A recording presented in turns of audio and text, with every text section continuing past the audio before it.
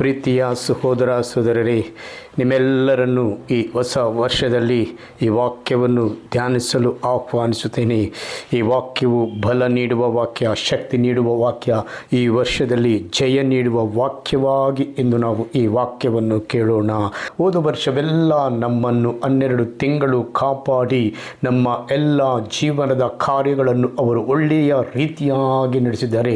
ಕೆಲವರಿಗೆ ನಡೆಯದ ಕಾರ್ಯಗಳು ದೇವರು ಈ ಹೊಸ ವರ್ಷದಲ್ಲಿ ಇನ್ನು ಮುಂದೆ ನಿಮಗೆ ಜಯ ಕೊಡುವ ವಾಕ್ಯವಾಗಿ ನಾನೇ ನಿಮ್ಮೊಟ್ಟಿಗಿದ್ದು ನಡೆಸುತ್ತೇನೆ ಎಂದು ದೇವರ ಸನಿಕ ನಾವಿದ್ದೇವೆ.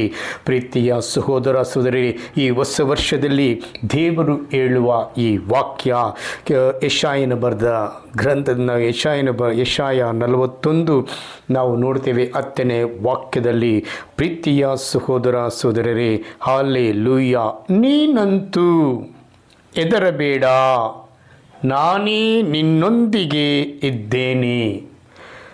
ದಿಗ್ಭ್ರಮೆಗೊಳ್ಳದಿರು, ನಾನೇ ನಿನ್ನ ದೇವರು. ನಾನು ನಿನ್ನನ್ನು ಬಲಪಡಿಸುತ್ತೇನೆ, ಹೌದು, ನಿನಗೆ ಸಹಾಯ ಮಾಡುತ್ತೇನೆ. ನನ್ನ ಧರ್ಮದ ಬಲಗೈಯನ್ನು ನಿನಗೆ ಆಧಾರ ಮಾಡುತ್ತೇನೆ. ಹೌದು ಪ್ರೀತಿಯ ಸಹೋದರ ಸಹೋದರರೇ, ದೇವರು ಈ ವಾಕ್ಯವನ್ನು ಅವರು ಯಾರು ಇದನ್ನು ಧ್ಯಾನಿಸ್ತಾರೋ ದೇವರು ಹೇಳ್ತಾರೆ, ನಾನೇ ನಿನ್ನೊಂದಿಗಿದ್ದೇನೆ. ದೇವರು ಹೇಳ್ತಾರೆ, ನಾನೇ ನಿನ್ನೊಂದಿಗಿದ್ದೇನೆ, ನಿನ್ನ ಜೊತೆ ನಾನು ವಾಸ ಮಾಡುತ್ತಿದ್ದೇನೆ. ಪ್ರತಿ ದಿವಸವೂ ನಾನು ನಿನ್ನನ್ನು ಕರೆಯುತ್ತಿದ್ದೇನೆ. ನೀನು ಮರೆತರೂ ನಾನು ನಿನ್ನನ್ನು ಮರೆತಿಲ್ಲ ಎಂದು ದೇವರು ಹೇಳ್ತಾರೆ. ಪ್ರೀತಿಯ ಸಹೋದರ ಸಹೋದರರೇ, ಈ ಲೋಕದಲ್ಲಿ ಭಯಪಡಬೇಡ, ನಾನೇ ನಿಜವಾದ ದೇವರು, ನಾನೇ ನಿನಗೆ ದೇವರು. ದಿಗ್ಭ್ರಮೆಗೊಳ್ಳದಿರು, ದಿಗ್ಭ್ರಮೆ, ಭಯಪಡಬೇಡ, ಯಾವುದೇ ರೀತಿಯಿಂದ ಕಳವಳ ಪಡಬೇಡ ಎಂದು ದೇವರು ಹೇಳ್ತಾರೆ. ಪ್ರೀತಿಯ ಸಹೋದರ ಸಹೋದರರೇ, ಹಲ್ಲೆಲೂಯಾ, ನಾನು ನಿನ್ನನ್ನು ಬಲಪಡಿಸುತ್ತೇನೆ. ಹೌದು, ನಾನೇ ನಿನ್ನನ್ನು ಬಲಪಡಿಸುತ್ತೇನೆ. ಬಲಹೀನವಾಗಿರುವ ದೇಹಗಳನ್ನು ದೇವರು ಇಂದು ಈ ವರ್ಷದಲ್ಲಿ ಬಲಪಡಿಸುತ್ತಾರೆ. ಹೋದ ವರ್ಷವೆಲ್ಲ ನಿನಗೆ ಹಲವಾರು ರೀತಿಯಿಂದ ಯಾವುದೇ ರೀತಿಯ ತೊಂದರೆ ತೊಡಕುಗಳಿಂದ ಇದ್ದವರಿಗೆ ದೇವರು ಈ ದಿವಸದಲ್ಲಿ, ಈ ಹೊಸ ವರ್ಷದಲ್ಲಿ ದೇವರು ಅವರನ್ನು ಬಲಪಡಿಸುತ್ತಾರೆ, ಶಕ್ತಿಯುತವಾಗಿ ಮಾರ್ಪಡಿಸುತ್ತಾರೆ. ಬಲಹೀನವಾಗಿರುವ ದೇಹಗಳಿಗೆ ಶಕ್ತಿಯನ್ನು ನೀಡಿ, ಬಲವನ್ನು ನೀಡಿ ನಾನು ಮುನ್ನಡೆಸುತ್ತೇನೆ ಎಂದು ದೇವರು ಹೇಳುತ್ತಾರೆ. ಪ್ರೀತಿಯ ಸಹೋದರ ಸಹೋದರರೇ, ಹೌದು, ನಿಮಗೆ ನಾನೇ ಸಹಾಯ ಮಾಡುತ್ತೇನೆ. ಸಹಾಯಕನಾಗಿ ನಿಮ್ಮ ಎಲ್ಲ ಕೆಲಸ ಕಾರ್ಯಗಳಲ್ಲಿ ನಾನು ನಿಮ್ಮೊಟ್ಟಿಗಿದ್ದು ನಾನು ಮಾಡುತ್ತೇನೆ. ನಿಮ್ಮ ಭಯ ಭೀತಿಯಿಂದ ನಿಮ್ಮನ್ನು ಮೇಲೆತ್ತಿ ನಾನು ಸಹಾಯ ಮಾಡುತ್ತೇನೆ. ಯಾವುದೋ ಒಂದು ಕಾರ್ಯದಲ್ಲಿ ನೀವು ಬಲಹೀನರಾಗಿರಬಹುದು, ಭಯಪಡಬೇಡಿ.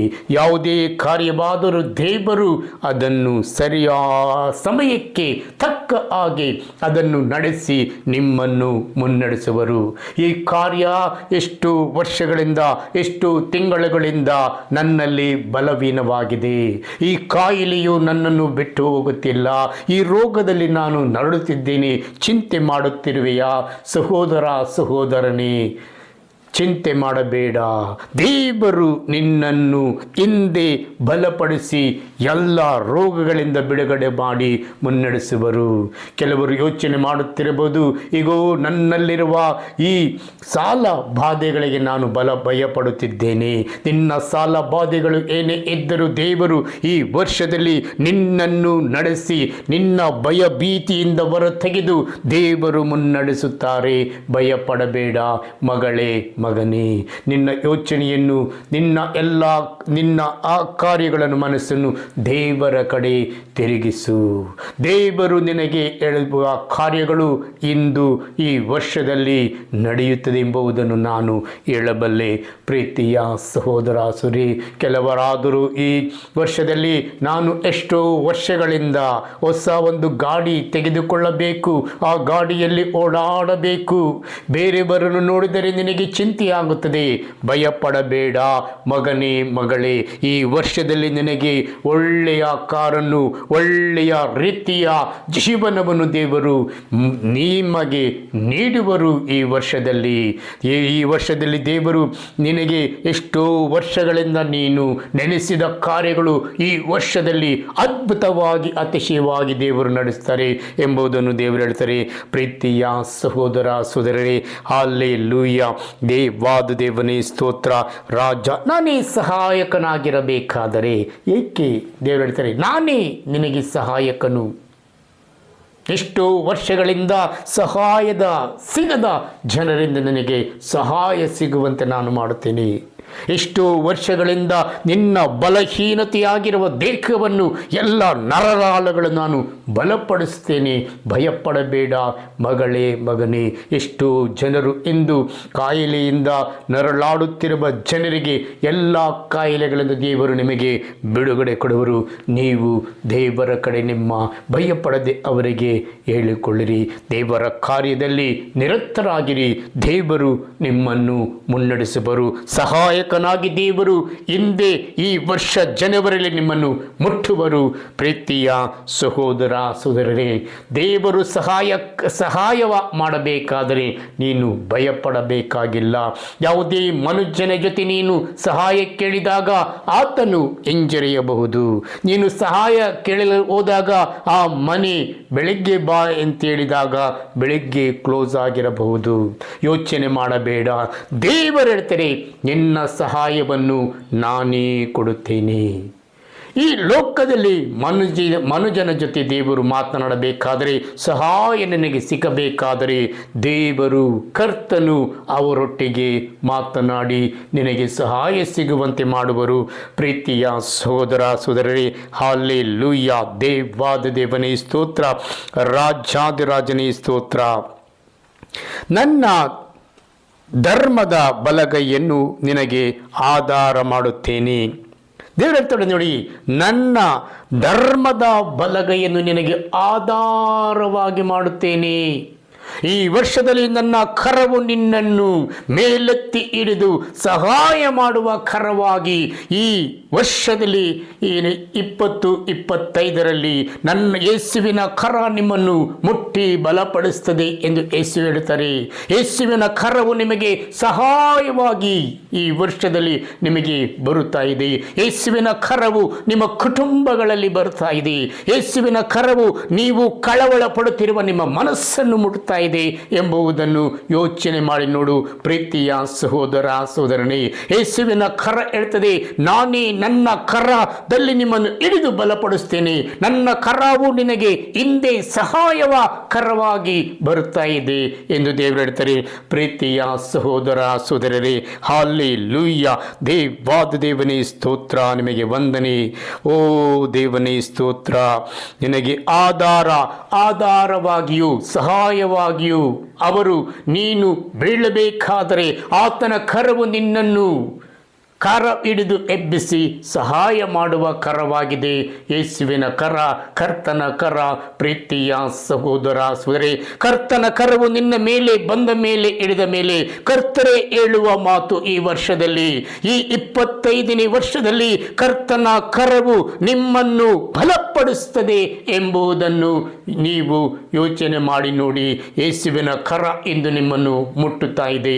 ಯೇಸುವಿನ ಹೇಳ್ತಾರೆ, ನನ್ನ ಕರವು ಎಲ್ಲ ಕುಟುಂಬಗಳಲ್ಲಿರುವ ಭಯ ಭೀತಿಯಲ್ಲಿರುವ ಕುಟುಂಬಗಳಲ್ಲಿ ನನ್ನ ಕರ, ನನ್ನ ಆಶೀರ್ವಾದವನ್ನು ನಾನು ಅವರಿಗೆ ಮಾಡುತ್ತೇನೆ. ನಾನೇ ಹೋಗಿ ಖುದ್ದಾಗಿ ನನ್ನ ಕರದಿಂದ ಮುಟ್ಟಿ ಅವರನ್ನು ಅವರ ಕಷ್ಟಗಳಿಂದ, ಅವರ ವೇದನೆಗಳಿಂದ ಎಬ್ಬಿಸುತ್ತೇನೆ ಎಂದು ದೇವರು ಹೇಳ್ತಾರೆ. ಪ್ರೀತಿಯ ಸಹೋದರ ಸಹೋದರರೇ, ನೀನು ಮಲಗಿರಬಹುದು. ದೇವರು ಹೇಳ್ತಾರೆ, ನನ್ನ ಕರ 3 ಗಂಟೆ ರಾತ್ರಿಗೆ ಏಳಬಹುದು ಎಂದು ನೀನು ಮಲಗಿರಬಹುದು ನೆನೆಸಿ, ಆದರೆ ಸಮಯದಲ್ಲಿ ಏಳಲಿಕ್ಕೆ ಸಾಧ್ಯವಿಲ್ಲ. ಯೇಸು ಹೇಳ್ತಾ ಇದ್ದಾರೆ, ಕರ್ತನು ನುಡಿಯುತ್ತಿದ್ದಾರೆ, ನನ್ನ ಕರ ನಿನ್ನನ್ನು ಎಬ್ಬಿಸುವುದು. ಈ ವರ್ಷದಲ್ಲಿ ನನ್ನ ಕರ ಆಶೀರ್ವಾದವಾಗಿ ಮಾರ್ಪಡುವುದು. ಮಗಳೇ, ಸೈತಾನನ ಕ್ರಿಯೆಗಳನ್ನು ಮುರಿದು ಸೈತಾನನು ಕೊಡುವ ಉಪದ್ರಗಳಿಂದ ನಿಮ್ಮನ್ನು ಬಿಡಿಸಿ ದೇವರು ಮುನ್ನಡೆಸುವರು.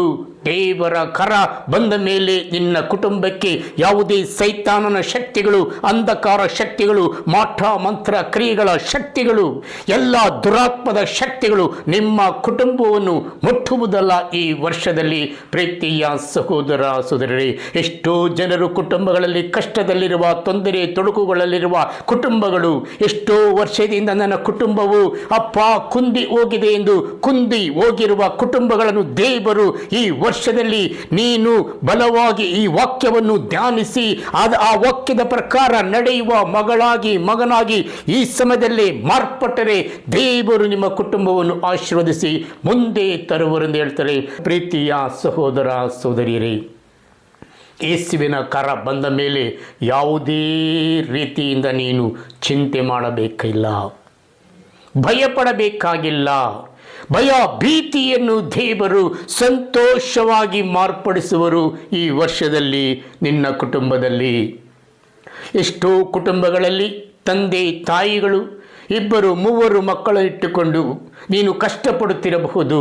ಶಾಲೆಗೆ ಫೀಸ್ ಕಟ್ಟಲು ಮತ್ತು ಅವರನ್ನು ಓದಿಸಲು, ಆ ಮಕ್ಕಳನ್ನು ಯಾವ ರೀತಿಯಾಗಿ ನಾನು ಅವರಿಗೆ ಬೇಕಾದ ಬಟ್ಟೆ ಬರೆಗಳನ್ನು ಕೊಡಿಸುವುದು ಎಂದು ಚಿಂತೆ ಮಾಡುತ್ತಿರಬಹುದು.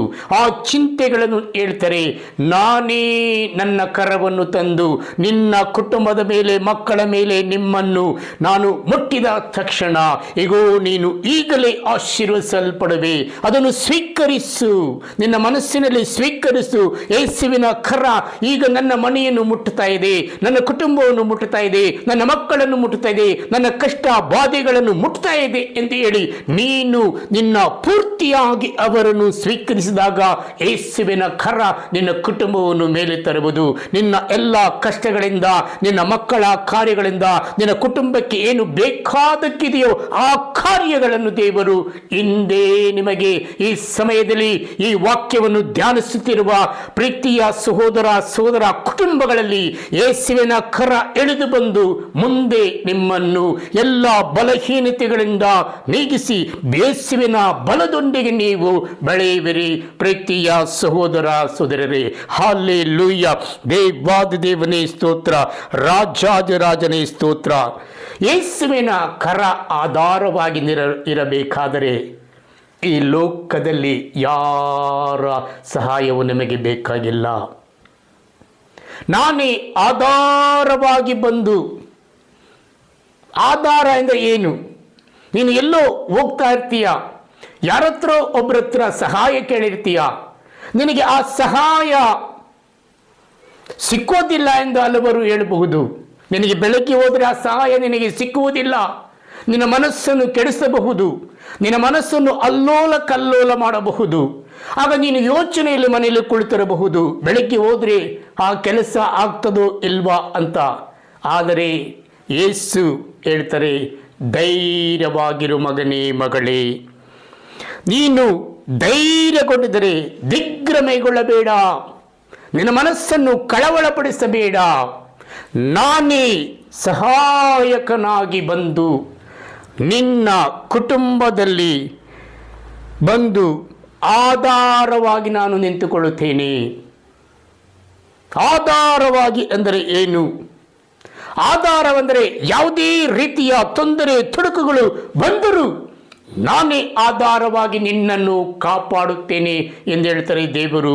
ಪ್ರೀತಿಯ ಸಹೋದರ ಸಹೋದರರೇ, ಈ ವರ್ಷದಲ್ಲಿ ದೇವರು ಅಗಾಧವಾದ ಕಾರ್ಯಗಳನ್ನು ಮಾಡಲು ನಿಮ್ಮೊಟ್ಟಿಗೆ ಬರುತ್ತಿದ್ದಾರೆ.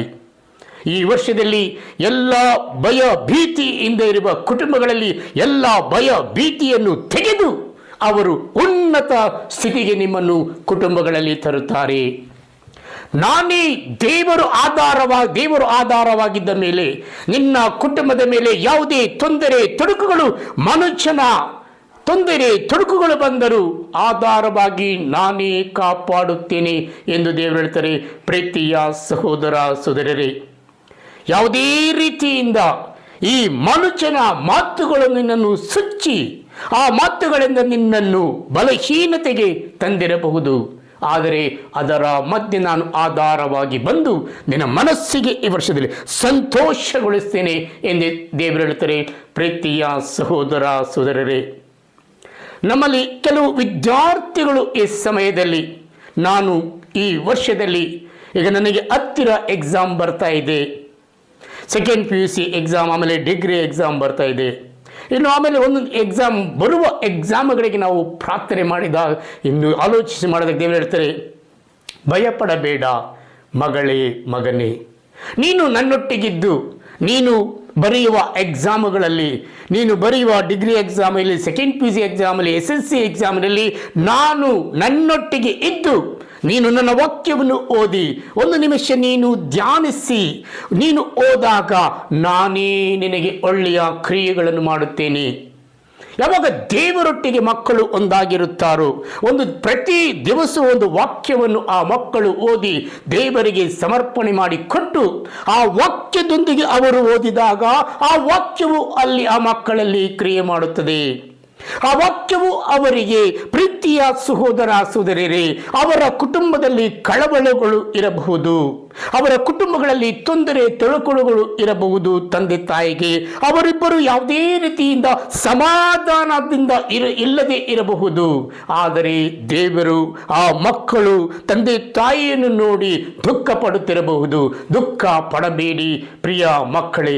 ಇಂದು ವಿದ್ಯಾರ್ಥಿಗಳೇ, ನಿಮ್ಮಲ್ಲಿ ದೇವರ ಒಟ್ಟಿಗೆ ನೀವು ತಂದೆ ತಾಯಿಗೆ ಸಮಾಧಾನಕ್ಕೋಸ್ಕರ ಒಂದು ನಿಮಿಷ ನೀವು ಪ್ರಾರ್ಥಿಸಿರಿ. ಮತ್ತೆ ನೀವು ಓದಬೇಕಾದ ಪುಸ್ತಕದೊಂದಿಗೆ ನೀವು ದೇವರೊಟ್ಟಿಗೆ ಒಂದಾಗಿ ಅದನ್ನು ನೀವು ಓದಿದಾಗ ದೇವರು ಒಳ್ಳೆ ರೀತಿಯಾಗಿ ನಿಮಗೆ ರಿಸಲ್ಟನ್ನು ಈ ವರ್ಷದಲ್ಲಿ ನಿಮಗೆ ಕೊಡುವರು. ಯಾರು ದೇವರೊಟ್ಟಿಗೆ ಒಂದಾಗುತ್ತಾರೋ, ಒಂದಾಗಿ ಕಾರ್ಯ ಮಾಡ್ತಾರೋ ಅವರಿಗೆ ಜಯ. ಅವರಿಗೆ ಈ 25ರಲ್ಲಿ ತುಂಬ ಮಕ್ಕಳಿಗೆ ಜಯ ಸಿಗ್ತದೆ ಎಂದು ನಾನು ಹೇಳಬಲ್ಲೆ.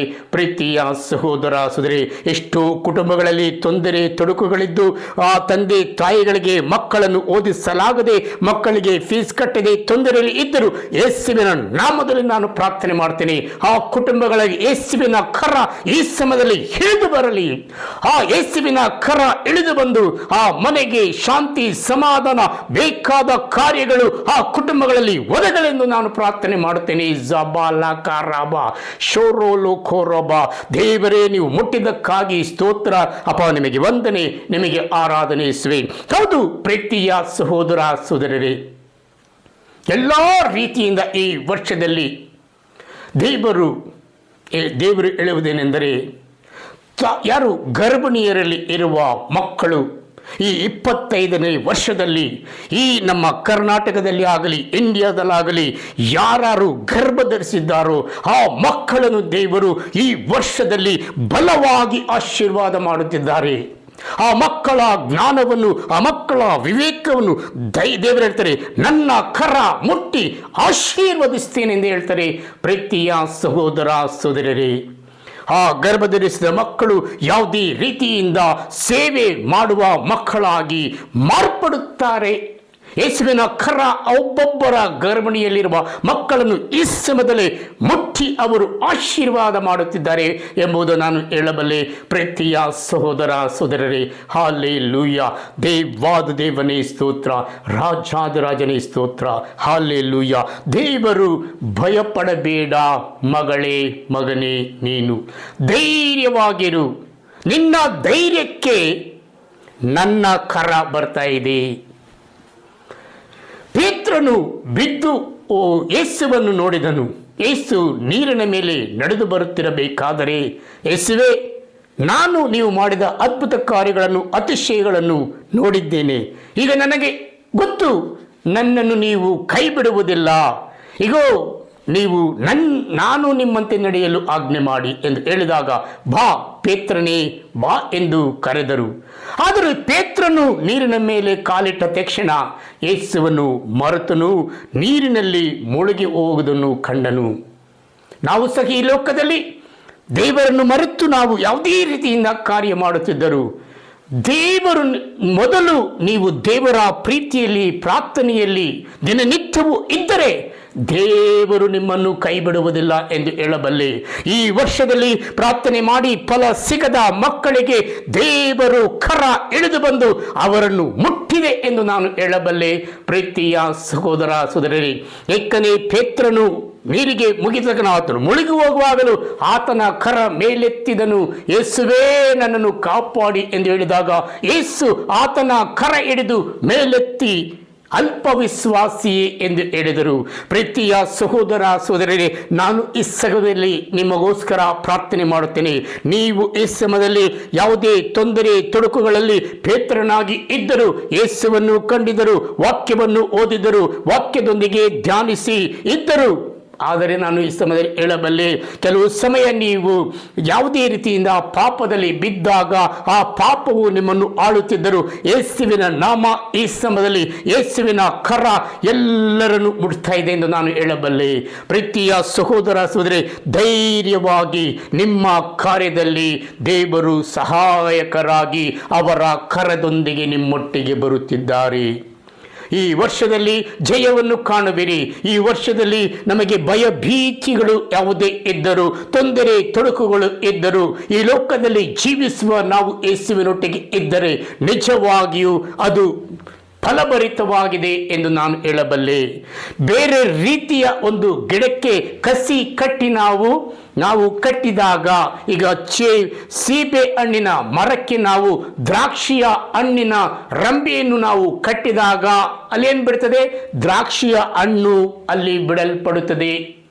ಅದೇ ರೀತಿಯಾಗಿ ಪವಿತ್ರಾತ್ಮ, ನೀನು ಯೇಸುವಿನೊಟ್ಟಿಗೆ ಒಂದಾದಾಗ, ಯೇಸುವಿನೊಟ್ಟಿಗೆ ಜೀವಿಸುವಾಗ, ಯೇಸುವಿನ ಕರ ನಿಮ್ಮನ್ನು ಮುಟ್ಟಬೇಕಾದರೆ ಆ ಪವಿತ್ರಾತ್ಮರ ಶಕ್ತಿಯು, ದೇವರ ಕರುಣೆಯು, ದೇವರ ಮಮತೆಯು, ದೇವರ ಸಮಾಧಾನವು ನಿಮ್ಮ ಕುಟುಂಬಗಳಲ್ಲಿ, ನಿಮ್ಮ ಮಕ್ಕಳಲ್ಲಿ, ನಿಮ್ಮಲ್ಲಿ, ನಿಮ್ಮ ಎಲ್ಲ ಕೆಲಸ ಕಾರ್ಯಗಳಲ್ಲಿ ಈ ವರ್ಷದಲ್ಲಿ ಯೇಸುವಿನ ಕರ ನಿಮ್ಮನ್ನು ಅದ್ಭುತವಾಗಿ ನಡೆಸಿದೆ ಎಂದು ನಾನು ಹೇಳಬಲ್ಲೆ.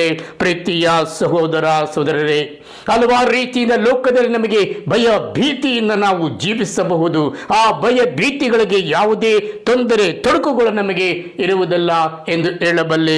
ಪ್ರೀತಿಯ ಸಹೋದರ ಸಹೋದರರೇ, ಹಲ್ಲೆಲೂಯಾ. ದೇವಾದ ದೇವನೇ ಸ್ತೋತ್ರ, ರಾಜಾದಿರಾಜನೇ ಸ್ತೋತ್ರ. ಅಪಾ, ನಿಮಗೆ ವಂದನೆ, ನಿಮಗೆ ಆರಾಧನೆ ಯೇಸುವೆ. ನಿಮ್ಮನ್ನು ಸ್ತುತಿಸ್ತೇನೆ, ನಿಮ್ಮನ್ನು ಮಹಿಮೆ ಪಡಿಸ್ತೇನೆ ಸ್ವಾಮಿ. Hallelujah, hallelujah. ದೇವಾದಿ ದೇವನೇ ಸ್ತೋತ್ರ, ರಾಜಾದಿರಾಜನೇ ಸ್ತೋತ್ರ. ಅಪಾ, ನಿಮ್ಮನ್ನು ಸ್ತುತಿಸ್ತೇನೆ, ನಿಮ್ಮನ್ನು ಮಹಿಮೆ ಪಡಿಸ್ತೇನೆ ಸ್ವಾಮಿ. ನೀವೇ ನಮಗೆ ಒಡೆಯರು, ನೀವೇ ನಮಗೆ ಪ್ರಭು ಆಗಿದ್ದೀರಿ. ಅದಕ್ಕಾಗಿ ನಿಮಗೆ ಸ್ತೋತ್ರ, ನಿಮಗೆ ವಂದನೆ, ನಿಮಗೆ ಆರಾಧನೆ ಯೇಸುವೆ. Hallelujah, hallelujah, hallelujah, hallelujah. ಇಲ್ಲಿ ಧರ್ಮೋಪದೇಶ ಕಾಂಡದಲ್ಲಿ ನಾವು ನೋಡುವಾಗ 31ನೇ ಅಧ್ಯಾಯ 8ನೇ ವಾಕ್ಯವನ್ನು ನಾನು ಪಠಿಸುತ್ತೇನೆ, ಕೇಳಿ ಪ್ರೀತಿಯ ಸಹೋದರ ಸಹೋದರರೇ. ಯೆಹೋವನು ತಾನೇ ನಿನ್ನ ಮುಂದುಗಡೆ ಹೋಗುವನು, ಆತನೇ ನಿನ್ನ ಸಂಗಡ ಇರುವನು, ನಿನ್ನನ್ನು ಅಪಜಯಕ್ಕೆ ಗುರಿಪಡಿಸುವುದೇ ಇಲ್ಲ, ಕೈ ಬಿಡುವುದಿಲ್ಲ, ಅಂಜಬೇಡ, ಧೈರ್ಯದಿಂದಿರು ಎಂದು ಹೇಳಿದರು. ಹೌದು ಪ್ರೀತಿಯ ಸಹೋದರ, ಯೆಹೋವ ದೇವರು ತಾನೇ ನಿನ್ನ ತಾನೇ ಅವರು ತಾನಾಗಿ ನಿನ್ನ ಮುಂದುಗಡೆ ಹೋಗುತ್ತಿರುವರು. ಆತನೇ ನಿನ್ನ ಸಂಗಡ, ಆತನೇ ನಿನ್ನ ಸಂಗಡ, ನಿನ್ನ ಎಡದಲ್ಲಿಯೂ ಬಲದಲ್ಲಿಯೂ, ನಿನ್ನ ಎಲ್ಲ ಕೆಲಸ ಕಾರ್ಯಗಳಲ್ಲಿಯೂ ನಿನ್ನ ಜೊತೆ ಅವರು ಇದ್ದೇನೆ ಎಂದು ಹೇಳಬೇಕಾದರೆ, ನಿನ್ನನ್ನು ಯಾವುದೇ ರೀತಿ ಲೋಕದಲ್ಲಿರುವ ಅಪಜಯಕ್ಕೆ ಅವರು ಗುರಿಪಡಿಸುವುದೇ ಇಲ್ಲ. ಅವರ ಕರ ಬಂದ ಮೇಲೆ ಕೈ ಬಿಡುವುದಿಲ್ಲ. ಅಂಜಬೇಡ, ಧೈರ್ಯದಿಂದಿರು ಎಂದು ಹೇಳಿದರು. ಧೈರ್ಯವಾಗಿರಿ ಪ್ರೀತಿಯ ಸಹೋದರ ಸಹೋದರಿ.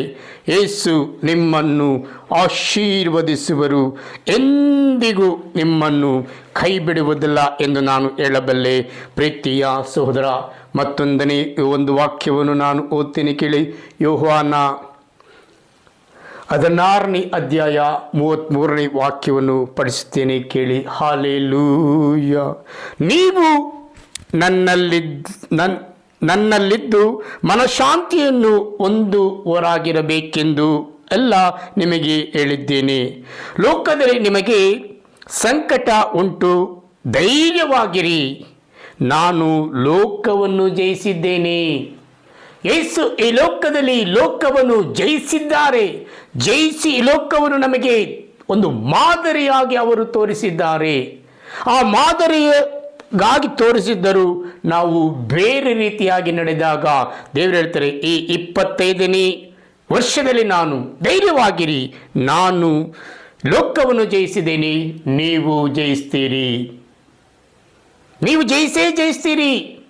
ಈ ಲೋಕದಲ್ಲಿ ಧೈರ್ಯವಾಗಿ ಹೋರಾಡಿ, ನನ್ನ ಕರ ನಿಮ್ಮನ್ನು ಮುಟ್ತಾ ಇದೆ. ಈ ಲೋಕದಲ್ಲಿ ಭಯಪಡಬೇಕಾಗಿಲ್ಲ, ಅಂಜಬೇಕಾಗಿಲ್ಲ, ಕುಂದಿ ಹೋಗಬೇಕಾಗಿಲ್ಲ. ಧೈರ್ಯವಾಗಿ ಹೋರಾಡು ಯೇಸುವಿನೊಟ್ಟಿಗೆ. ಯೇಸು ನಿಮ್ಮನ್ನು ಅದ್ಭುತವಾಗಿ ನಡೆಸುವರು ಎಂದು ಹೇಳ್ತಾರೆ. ಪ್ರೀತಿಯ ಸಹೋದರ ಸಹೋದರರೇ, ಹಲ್ಲೆಲೂಯಾ.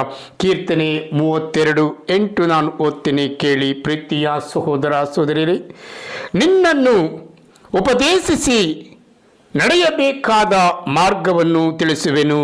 ನೋಡಿ, ನಿನ್ನನ್ನು ಉಪದೇಶಿಸಿ ನಡೆಸುವ ಬೇಕಾದ ಮಾರ್ಗವನ್ನು ತಿಳಿಸುವೆನು. ನಿನ್ನನ್ನು ಕಟಾಕ್ಷಿಸಿ ಆಲೋಚನೆ ಹೇಳುವೆನು. ನಿನ್ನನ್ನು ಕಟಾಕ್ಷಿಸಿ, ನಿನ್ನ ನೋಡಿ, ನಿನ್ನ ಎಲ್ಲ ಆಲೋಚನೆಗಳನ್ನು ನಾನು ಪರಿವರ್ತನೆ ಮಾಡ್ತೇನೆ.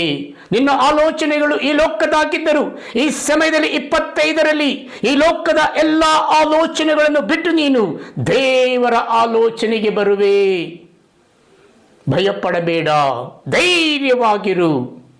ಈ ಮನುಷ್ಯನು ನಂಬಬೇಕಾಗಿಲ್ಲ, ನನ್ನನ್ನು ಅಂದರೆ ದೇವರು ನಂಬಿದವರು ದೇವರು ಎಂದಿಗೂ ಕೈ ಬಿಡುವುದಿಲ್ಲ. ಪ್ರೀತಿಯ ಸಹೋದರ ಸಹೋದರರೇ, ಹಲ್ಲೆಲೂಯಾ.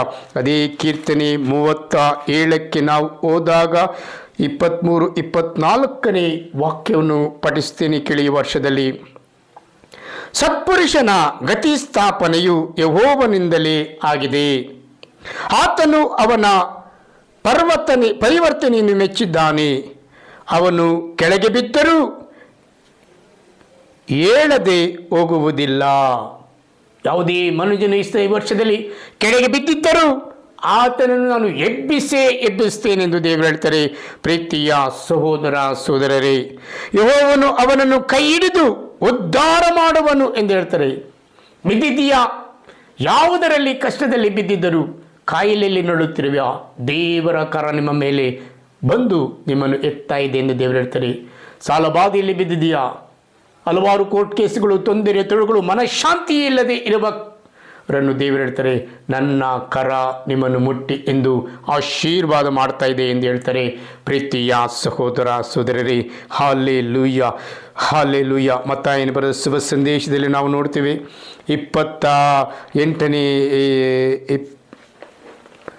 11ನೇ ಅಧ್ಯಾಯದಲ್ಲಿ ನಾವು ನೋಡುವಾಗ 11ನೇ 28 ಮತ್ತು 28-29ನೇ ವಾಕ್ಯವನ್ನು ನಾವು ನೋಡುವಾಗ, ಪ್ರೀತಿಯ ಸಹೋದರ ಸಹೋದರರೇ, ಹಲ್ಲೆಲೂಯಾ. ಎಲೈ ಕಷ್ಟ ಪಡುವವರೇ, ಹೊರೆಹೊತ್ತವರೇ, ನೀವೆಲ್ಲರೂ ನನ್ನ ಬಳಿಗೆ ಬನ್ನಿರಿ, ನಾನು ನಿಮಗೆ ವಿಶ್ರಾಂತಿಯನ್ನು. ನಾನು ಸಾತ್ವಿಕನು, ದೀನ ಮನಸ್ಸುಳ್ಳವನು ಆಗಿರುವುದರಿಂದ ನನ್ನ ನೊಗವನ್ನು ನಿಮ್ಮ ಮೇಲೆ ತೆಗೆದುಕೊಂಡು ನನ್ನಲ್ಲಿ ಆತುಕೊಳ್ಳಿರಿ. ಭಯಪಡಬೇಡಿ, ಹೊರೆಹೊತ್ತವರೇ, ಕಷ್ಟಪಡುವವರೇ, ಈ ಲೋಕದಲ್ಲಿ ನೀವೆಲ್ಲರೂ ನನ್ನ ಬಳಿಗೆ ಬಂದಿರಿ. ನಾನು ನಿಮಗೆ ಈ ವರ್ಷದಲ್ಲಿ ನಿಮಗೆ ಜಯವನ್ನು ಕೊಟ್ಟು ನನ್ನ ಕರ ಆಶೀರ್ವಾದ ಮಾಡುವ ಹಾಗೆ ನಾನು ಮಾಡುತ್ತೇನೆ. ನಾನೇ ನಿಮ್ಮೊಟ್ಟಿಗಿದ್ದು ನಿಮ್ಮನ್ನು ಉದ್ಧಾರ ಮಾಡುತ್ತೇನೆ. ಈ ವರ್ಷದಲ್ಲಿ ಜಯದೊಂದಿಗೆ ನೀವು ಜೀವಿಸುವಿರಿ. ಹೋದ ವರ್ಷವಾದ ಎಲ್ಲ ರೀತಿಯ ತೊಂದರೆ, ತೊಡಕುಗಳು ಎಲ್ಲವೂ ನೀಗಿಸಿ ಈ ವರ್ಷದಲ್ಲಿ ಅದ್ಭುತವಾಗಿ ನಿಮ್ಮನ್ನು ನಡೆಸುವರು ಎಂದು ಹೇಳಬಲ್ಲೆ. ಹಲ್ಲೆಲೂಯಾ. ದೇವಾದ ದೇವನೇ ಸ್ತೋತ್ರ. ಸರ್ವಶಕ್ತರು ಮಹಾಪರಿಶುದ್ಧರಾದ ಸ್ವಾಮಿ ಶಿವ ಕರುಣಾಕೃತದಿ, ಅಪ್ಪ, ನೀವು ಕೊಟ್ಟ ಈ ವಾಕ್ಯಕ್ಕಾಗಿ ಸ್ತೋತ್ರ, ವಂದನೆ. ಈ ವರ್ಷದಲ್ಲಿ ಎಲ್ಲ 25ರಲ್ಲಿ ಎಲ್ಲ ಕುಟುಂಬಗಳು ನಿಮ್ಮ ಕರ ಹೋಗಿ ಆಶೀರ್ವಾದ ಮಾಡುತ್ತಿರುವುದಕ್ಕಾಗಿ ಸ್ತೋತ್ರ. ಎಷ್ಟೋ ರೀತಿ ಕಾಯಿಲೆಯಿಂದಲೂ, ತೊಂದರೆ, ತೊಡಕುಗಳ ಕಷ್ಟದಲ್ಲಿರುವವರಿಗೆ ನೀನು ಹೋಗಿ ನಿನ್ನ ಕರ ಸಹಾಯ ಮಾಡುತ್ತಿರುವುದಕ್ಕಾಗಿ ಸ್ತೋತ್ರ. ಎಷ್ಟೋ ಜನರ ಕೋರ್ಟ್ ಕೇಸುಗಳು, ಹಲವಾರು ತೊಂದರೆ, ತೊಡಕುಗಳು ಇರುವ ರಲ್ಲಿ ನೀನು ಹೋಗಿ ನಿನ್ನ ಕರ ಮುಟ್ಟಿ ಆಶೀರ್ವಾದ ಮಾಡುತ್ತಿರುವುದಕ್ಕಾಗಿ ಸ್ತೋತ್ರ. ಅಪ್ಪ, ನಿಮಗೆ ವಂದನೆ, ನಿಮಗೆ ಆರಾಧನೆ. ಯೇಸುವಿನ ನಾಮದಲ್ಲಿ ನಾನು ಪ್ರಾರ್ಥನೆ ಮಾಡ್ತೇನೆ ಸ್ವಾಮಿ. ಆಮೇನ್, ಆಮೇನ್, ಆಮೇನ್.